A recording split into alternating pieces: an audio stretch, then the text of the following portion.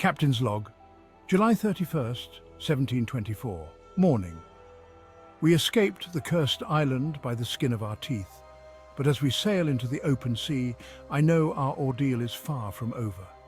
The fog still clings to the water, thick and heavy, and the island we left behind is just a ghostly silhouette now.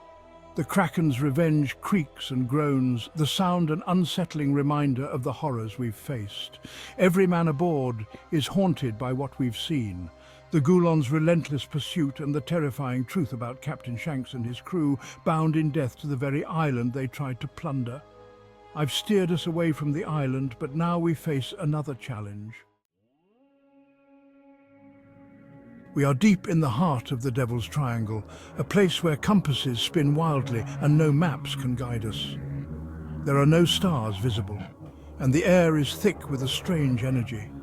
The water beneath us churns with an unnatural current, pulling at the ship like a great hand beneath the surface, determined to drag us back into the abyss.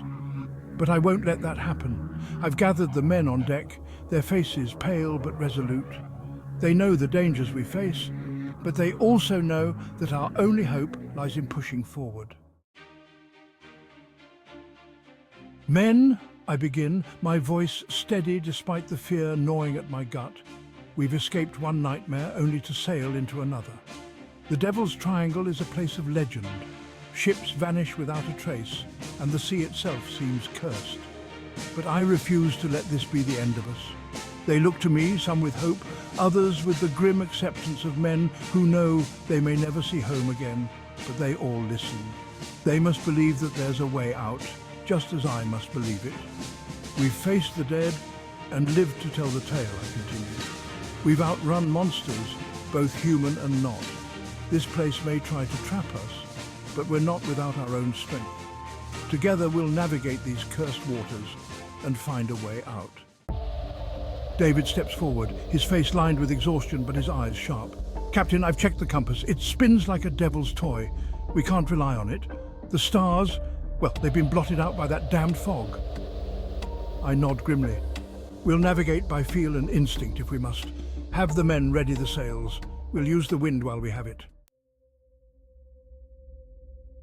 Midday. The hours pass in a strange haze dot. The sea around us is unnaturally calm, a vast expanse of mirror-like water that stretches endlessly in all directions. There is no land in sight, just the dense fog that seems to encircle us, never lifting, never thinning. The men whisper of the Triangle's infamous tales, ships swallowed whole, entire crews driven mad by the unnatural forces at play. But I can't let those stories paralyze us. We keep moving, tacking into what little wind we can find, though the currents beneath the surface seem to fight us at every turn.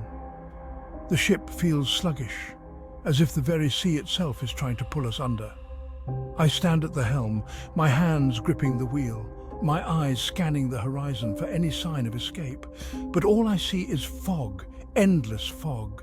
The air is heavy, thick with something that feels almost alive.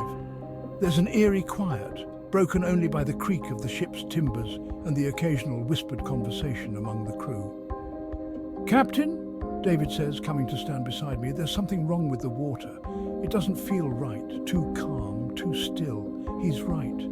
The ocean is like glass, reflecting the pale, ghostly light filtering through the fog. No waves, no breeze, just the silent pull of the current dragging us deeper into the triangle. I don't respond immediately, my mind racing for a solution. We have to keep moving, I say finally. If we stay in one place too long, we're sitting ducks. But even as I say the words, I feel a gnawing doubt. Are we already trapped, doomed to sail these waters until we vanish like so many before us? Afternoon. By midday, the sense of unease has grown into a palpable fear. The men are on edge, their movements jittery, their eyes darting to the horizon as if expecting something to emerge from the fog. I can't blame them. The air feels wrong, thick, oppressive, like we're being smothered by an unseen force. Then, without warning, the ship shudders. A deep, unnatural groan echoes from beneath the water, reverberating through the hull. The men freeze, their faces pale with terror.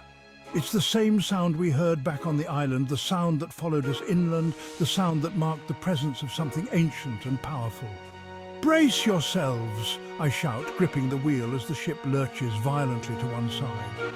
The water around us begins to churn, swirling with a strange energy. The calm sea is suddenly alive, boiling and frothing as if something massive is stirring beneath the surface. The men scramble to secure the rigging, shouting orders over the rising wind. "What the hell is happening?" David yells, his voice barely audible over the roar of the sea. "I don't know," I shout back, fighting to keep the ship steady. "But we need to move, now!" The current is dragging us, pulling the ship towards some unseen point in the distance. The compass spins wildly, useless in the face of whatever force has gripped us. I can feel it, a pull, a dark, magnetic energy that tugs at the ship, drawing us deeper into the triangle's heart. "We need to turn the ship," I bark. "Full sail now!" The crew springs into action, their fear momentarily overridden by the urgency of survival. They haul on the ropes, adjusting the sails as we try to catch the wind and break free from the current's grasp. But it's no use. The pull is too strong, dragging us inexorably toward something. I don't know what lies ahead, but I can feel its presence. An ancient, malevolent force that has claimed these waters for centuries. "We're being pulled in," David shouts, his voice filled with panic. "We need to cut loose, abandon the ship." "No!" I cut him off, my voice firm. "We stick together. We ride this out." Evening, hours have passed, and the pull has only grown stronger. The ship groans under the strain, the timbers creaking as the current drags us toward whatever lies at the heart of the triangle. The men are exhausted, their faces drawn and haggard, but they keep working, clinging to the hope that we can escape this nightmare. And then, through the swirling fog, I see it, a dark, towering shape looming ahead. "God help us," I mutter, my heart sinking as the full weight of our situation becomes clear. It's a vortex, a massive, swirling maelstrom of water and energy spinning at the heart of the triangle. The current is dragging us straight toward it, and there's no way to turn back. "We're going in!" I shout, my voice barely audible over the roar of the whirlpool. "Hold on to something!" The ship is caught in the vortex's pull, spiraling toward the center with terrifying speed. The men cling to the rigging, their faces twisted in fear as the Kraken's revenge is dragged into the swirling abyss.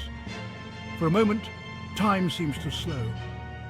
The world narrows to the maelstrom, the swirling water and the deafening roar of the sea, and then with a final shudder the ship is swallowed whole, plunging into the heart of the triangle. Night. I don't know how long we've been inside the vortex. Time has lost all meaning in this place, this swirling chaos of water and energy. The ship groans and creaks around us, but somehow, miraculously, we've survived. The vortex spits us out into a strange, still sea. The water is calm, eerily calm, and the sky above is a deep, inky black. There are no stars, no moon, just an endless expanse of darkness. The men are silent, their faces pale and drawn. We've escaped the vortex, but I can feel it. Something is still watching us. The air is thick with malevolence, a dark energy that clings to the ship like a shroud.